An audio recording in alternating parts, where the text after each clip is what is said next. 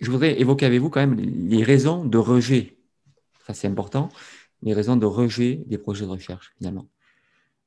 Souvent, le premier, c'est que le but de la recherche n'est pas assez clair, en fait. Quand la personne le lit, elle n'arrive pas à se faire une idée vraiment du but de la recherche. C'est quoi? Ça va mener à quoi? Après, il y a souvent que c'est généralement trop vague ou sous-développé, hein. Après, dans le même sens, l'importance de la recherche n'a pas été démontrée, finalement. C'est pas assez persuasif.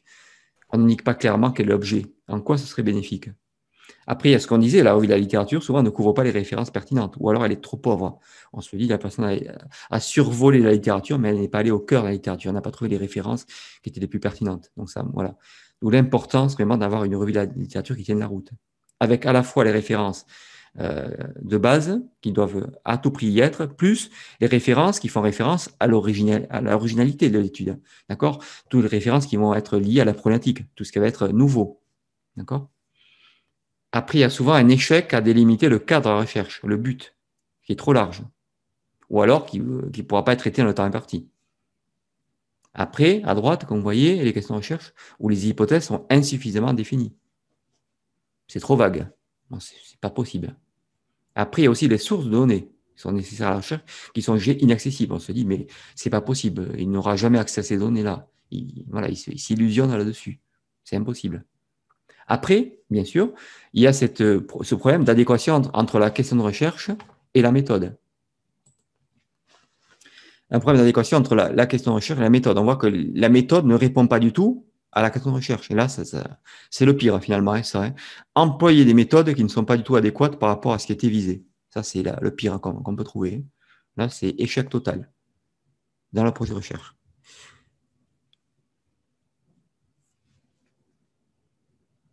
Ça vous paraît évident, ça, ou pas?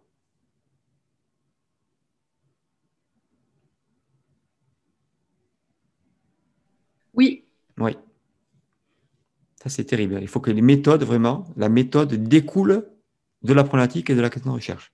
Elle doit découler naturellement. Donc, il faut que ce soit en adéquation.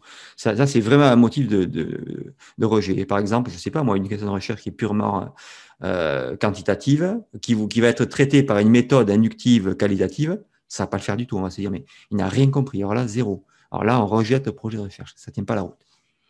Après, le projet de recherche n'est pas suffisamment éthique. Ça peut être un motif, hein, bien sûr. Hein. On se dit, voilà, les aspects éthiques n'ont pas été pris en compte. Malheureusement, on se dit que le comité d'éthique le refusera. Donc, voilà, on ne va même pas le soumettre. Ça ne passera pas. On rejette le projet de recherche pour une question éthique. Après, le porteur du projet de recherche ne possède pas les compétences. On peut juger peut-être que cette personne n'a pas les compétences pour mener ce qu'elle a mis sur le papier. Elle s'illusionne. Sur le papier, voilà, elle pense que ça tient la route, mais voilà, les évaluateurs vont dire, voilà, nous, on estime que la personne ne sera pas capable de mener ce projet.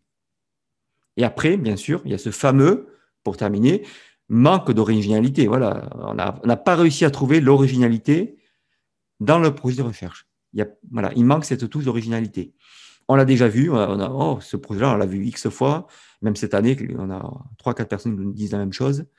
Il n'y a rien qui soit original, donc voilà, pour un point d'originalité, on va le rejeter. Ajouter une variable, en tout cas de voir qu'il y a un apport nouveau, que ça apporte au contexte spécifique, en tout cas au champ disciplinaire, ça vaut la peine d'être fait. C'est ça il faut l'originalité fait, mais ça ne nécessite pas justement une révolution. Ce n'est pas une révolution, c'est juste un apport supplémentaire. Mais souvent, comme tu disais, on ne voit pas l'originalité. Ce n'est pas flagrant, il faut aller la chercher. C'est pour ça que je dis souvent, il faudrait pouvoir dire dans son projet de recherche, mon originalité et dire quelle est la forme d'originalité qu'on apporte, nous. Vous voyez? Ça, c'est très important, je trouve. Il faut pouvoir, et ce n'est pas au lecteur à le deviner, c'est vous à l'annoncer. En quoi votre recherche est originale? Qu'est-ce que vous apportez de nouveau? Voilà, c'est terminé pour aujourd'hui. Je vous invite à liker la vidéo si vous l'avez appréciée et à vous abonner à cette chaîne en cliquant sur le bouton s'abonner.